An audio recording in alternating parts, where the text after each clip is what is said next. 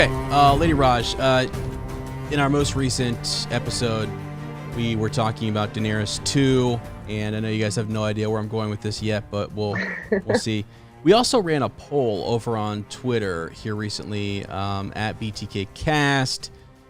Be sure to check that out. But that poll was asking whether or not Daenerys Targaryen will burn down King's Landing. Will she burn it down?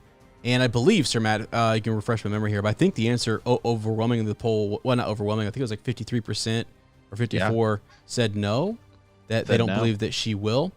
What are your thoughts on that, Lady Raj? She will not. It will. I've recently come into camp that it will be Fagon, so young Griff, or potentially Robert Baratheon's son. I really like that. I stand by the fact that season 8 had a bunch of major bullet points that are the outlines to major plot points in the upcoming books. So like King's Landing will be burned down. I really like the idea that it's at the hands of an air quote Targaryen, or just like a Targaryen who didn't go the right way. You know, the one we didn't have to watch Fagon's story go by because, you know, he's somewhere he makes like a bad turn. So we got to watch Dany's because she doesn't make the bad turn. You know what I mean? It'll totally be him. It'll be after some major reveal and or the death of John Connington. And I would be so pleased if he did it with a wildfire. Or like if something happened and it was the wildfire that burned it all to the ground, because, you know, then it also ties the Targaryens into it for real, no matter which way you get it. Right. That's interesting. So I have been, I've been going back and forth on this. It's something we see in season 8. We see Dany, we hear the bells. She seems to kind of all of a sudden, maybe some people will say it's sudden. Some people will say, Sir Matt has said there's been foreshadowing in the TV show that would indicate she is going to go mad. Those individuals who were answering our poll on Twitter believe that no, she will not burn King's Landing down. Now, I don't know whether this is evidence for or against her burning King's Landing or not burning it, but today in our Daenerys 2 chapter, we came across this. I've been going back through our reread, looking at the chapters through the lens of season 8, saying, do I see evidence that would foreshadow a similar or the same outcome that I see in season 8? I just kind of wanted to see if it was there. So, you recently read, this is Dany 2 in A Clash of Kings, right? And she is there. She's in Karth. She's overwhelmed. She's just sort of like blown away by the magnitude of this city. And while there, she's often thinking about King's Landing. And she's comparing the palaces there and the pools and wondering if at the Red Keep, do they have a pool like this? Intrigued in these people, hoping that her city would have similar people, things like that. And I came across this and it kind of blew me away. So I just wanted to read this and get your reaction. So yeah, she's wondering whether the Aegon's Red Keep had a pool like this, fragrant gardens full of lavender and mint. She also is thinking about, you remember when she first enters Karth, she realizes that the Dothraki, they sack cities like this. They destroy cities like that. That's what they do. They go in, they raid, and they take. They take their precious gems, they take their monuments, their statues, take them back to Dothraki, and that's where they're at, in their holy city. So they don't go to a city and claim it, they raid. So that's a part of who Dany is, right? And she's kind of struggling with this a little bit and thinking about it. And she sees herself almost as a beggar. She starts to think about how, and if you read Dany 2, 3, and 4 in A Clash of Kings, she often thinks about Viserys, her brother, the beggar king. And she doesn't want to be a beggar. She does not want that to be her. I think it's in Dany 3, she actually thinks about how that had, by him being the beggar king, it had driven him to madness almost, okay? Now, so here's an interesting line. So the Dothraki sacked cities and plundered kingdoms. They did not rule them. Dany had no wish to reduce King's Landing to a blackened ruin full of unquiet ghosts. She had supped enough on tears. I want to make my kingdom beautiful, to fill it with fat men and pretty maids and laughing children. I want my people to smile when they see me ride by, the way Viserys said they had smiled for my father. But before she could do that, she must conquer. So I just think I think when you go back and you look at that, like this lens, and so there's no wrong or right answer to that question. But I go back and I look and I say, why is she having thoughts in book 2, Dany 2, chapter 2 for her, about not having, she doesn't want to go to King's Landing and blacken and ruin it and destroy it and turn it into a city of unquiet ghosts. I just read that and I was like, okay. Were they also reading that? Did the showrunners also read the book, take some of what George told them and say, you know what? Maybe that's because you could argue, well, guys, she said right there that she doesn't want to do that, right? But then the final line and what's bracketed and what's in paragraph and emphasized in the chapter is, but before she could do that, she must conquer. And I'm just sitting here going like, for those people who really struggle to see Dany turning and for her to become the Mad Queen, it's just because I don't want it to happen. Her father was the Mad King. Wait, I had a crazy idea. Sure. Oh my God. Okay, ready? Here's my new hot take. So she decides to systematically go after King's Landing. Like she sits down with whoever she has, like lays out of the city, and she's like, all right, I don't want to get like, I don't know, maybe she wants to get rid of Flea Bottom, like start out new. But like more likely she's gonna be like, all right, let's only get like the Red Keep. Okay. But she doesn't have all the control over Drogon as she might wish. Like, you know, maybe it comes up kind of quick and like she might have some sort of warging ability, but if she like aims this way and then like something happens or like how does Viserys say it, like a change in the wind or something, and he shifts just a little bit, goes, or I guess the Sept and the Red Keep aren't very close, but you know what I mean, accidentally hit someplace that somehow she tries to systematically go after King's Landing and sets off the caches of wildfire. And so like she's going around like, all right, fuck you, Cersei, like when she blows all this, and then it sets off a chain reaction. Like who knows, maybe Cersei set it up because she's the real psycho here, you know, and just everything blows up all together. And Dany's on top of Drogon going like, yeah, oh my God, no, that's not what I meant. Why is it green? Yeah. Right. We may see more of a struggle. Maybe that's the latter half of that. We see her, even if she does go through a bit of madness or just decides to burn the city down, I don't know that, you know, we might see her struggle with it. She might say, man, that's not who I am. Right. Well, I mean, I think it would just fall in line with so many other characters, right? With Bran wants to be a knight and it doesn't happen. Arya wants not to be a lady. Sansa wants to marry Joffrey. Jon wants to become a ranger of the Night's Watch.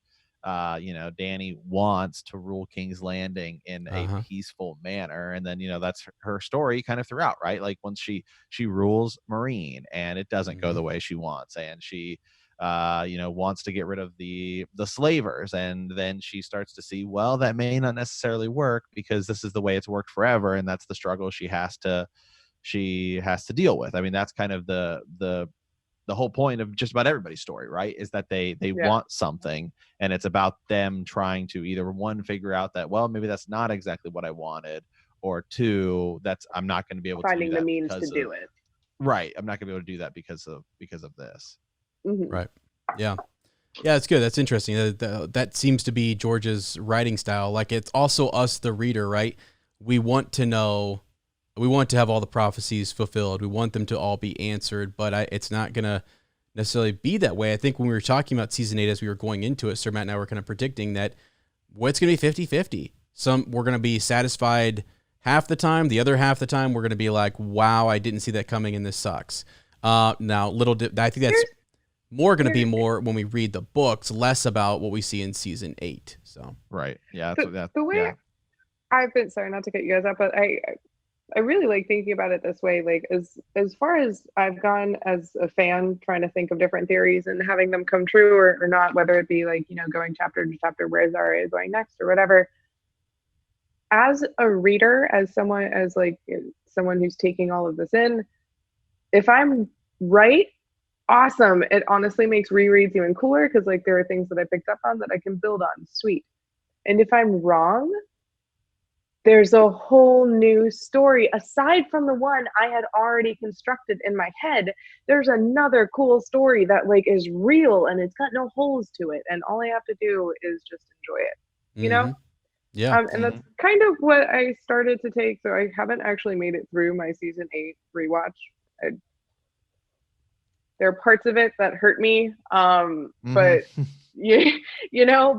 I cannot get over the fact that it is artistically a magnificent thing to get to view. Like as a viewer, we are lucky that it is 2020 and the technology is where it's at because it is cool as shit. And I just can't wait to have like, I hope there's some sort of dragon fight above the clouds, because one thing I always like to watch the movie or watch the TV series before I start the books. I have an image in my head, and then as I'm reading or as I'm listening on Audible, like those images move. It's great. I so hope there's a dragon fight above the clouds at night when it's just like all stars. Because having George write that to me as I like already kind of see it, I am really, really stoked for like instances like that. Or, maybe if we're going back to what I said, like Dany accidentally sets off the wildfire caches. As a viewer, when she started to burn King's Landing, I was like, okay, she's starting a little early. She's starting a little far away from the Red Keep. Maybe this is intimidation, and she's going to just take out a couple hundred and come straight here. Right. So basically, the horrible surprise that we all felt watching her just like go to town on King's Landing, that might be the feeling that George writes to us about from Dany's POV, maybe. You know what I mean? And so like, I do think there are feelings and things that were touched on in season 8 that will be mimicked throughout the series. And I don't know, I'm just happy for the pictures I have in my head moving forward. Yeah. Well, let me say something interesting you said. I think about this a lot when you look at what we saw in season 8 and we see how Dany is reacting. We look at her facial expressions. To have a point of view chapter where we would be learning that, oh, these people are not receiving me the same way that the people in Slaver's Bay received me. They're not calling me the mother of dragons. They're screaming, running away. I haven't done anything to them yet.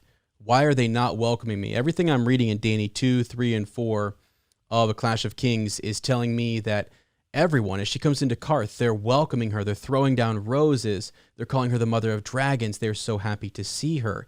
If that welcoming party is not there for King's Landing, I think we might not, we didn't see it in season 8, but I could imagine that she starts to think back and say, I'm more wanted there than I am here. She keeps recalling, Viserys says that they're singing about us in the streets, that they want us to come back. They're a Targaryen loyalist. Now? Right. And then on your way back there, you go, where are those people that I thought were going to be here? They're not here. So you know what?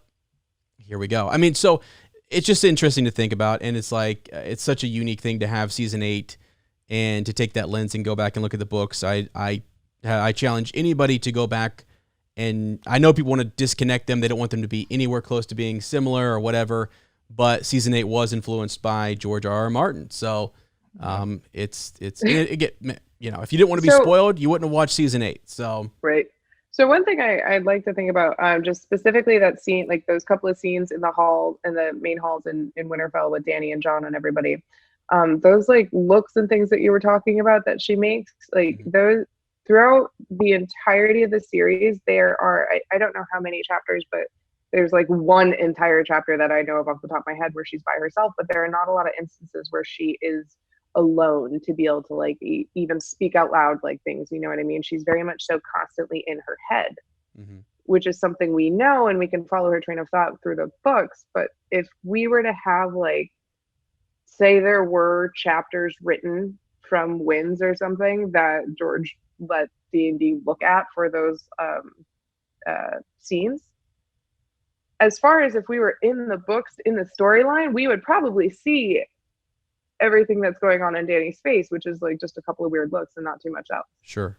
Whereas the text in the book could be pages and pages and pages of her like having flashbacks and like getting really, really anxious. Yeah.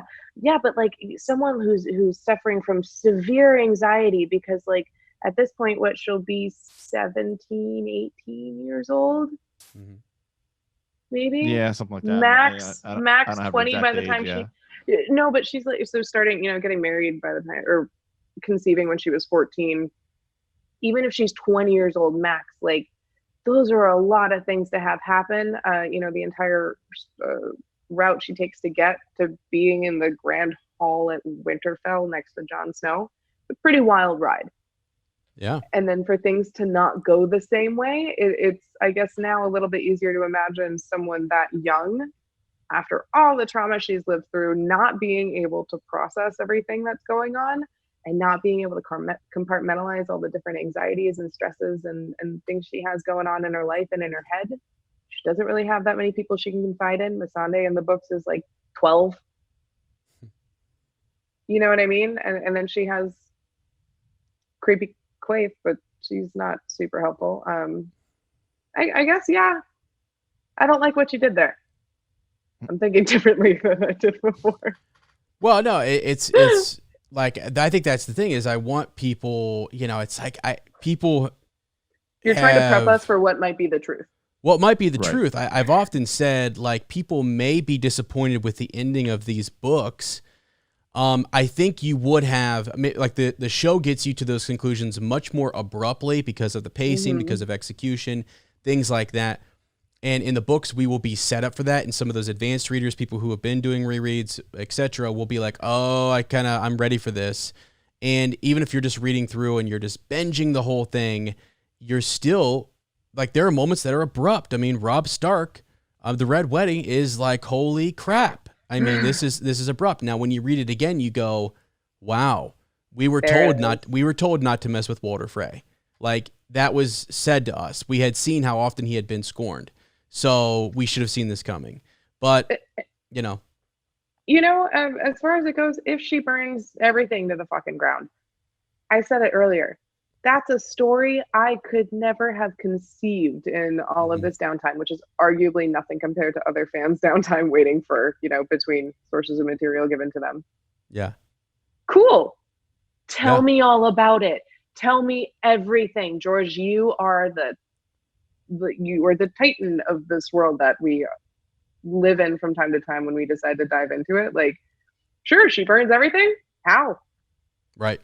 Yeah. But tell me. I'd love to know. Like, you know what I mean? And I mean that in like a very like anxiously awaiting more content consumer. Like, yeah, I don't like it. I don't understand it.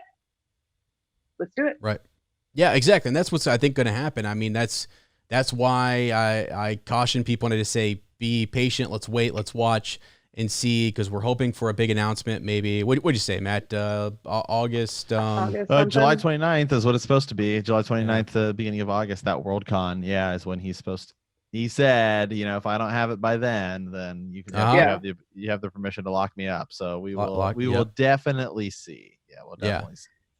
Yeah. Social distancing to the wind. We want a book. Awesome. All right. Well, thanks, Lady Raj. We appreciate that. I just wanted to get your thoughts on an interesting, topic there. And by the way, Lady Raj, tell everybody where they can follow you on Twitter. Oh, yep. So I am Lady Raj, Mistress of Horse. I believe my Twitter handle is, oh my God, Lady Raj _of horse, something like that. So I should just link it in the description. Yeah, sorry. Yeah. Oh wow. I thought about this earlier. Like, oh shit, I should know that. I do know it that is Miss Raj _ there it is. of horse. Yeah. Thank you. So Miss Raj _ of horse. I do know that on Instagram. I am Raj with 7 J's and an underscore. I don't know why there are 7, but man, you're just wow. You're difficult to find, right? It's like an exclusive kind of. Yeah, well, I got you. You know, you tell anyone No, my first name, like you'll be able to find me in 3 seconds. Like, yeah. Yeah. All right, cool. Well, that's but awesome. yeah, please come find me. It's cool. I have a lot of animals I talk about. Yeah. No, that's great. It's great. We really appreciate it. So also she is featured on our podcast during our Maester study. We bring her on, from time to time just to talk about cities and, characters and places and histories and stuff. So it's a lot of fun. But all right. Well, yeah, absolutely. We will be back again with more. We're kind of covering, doing some fire and blood stuff. We've been doing some Winds of Winter theories. We're all over the place right now. We're not sure what's going to be. We're hoping for Winds of Winter, so we're theorizing there. But again, we're also looking at a prequel show, so it's pretty wild. But yeah. All right, friends. Well, yeah. Matt always says this. Won't you like, subscribe, leave a comment? Let us know, actually. What do you think about some of this evidence for or against Dany burning down King's Landing? So let me know what you think. You one way or another. Yeah, down in the comments. So, all right, and with that, remember that winter is coming.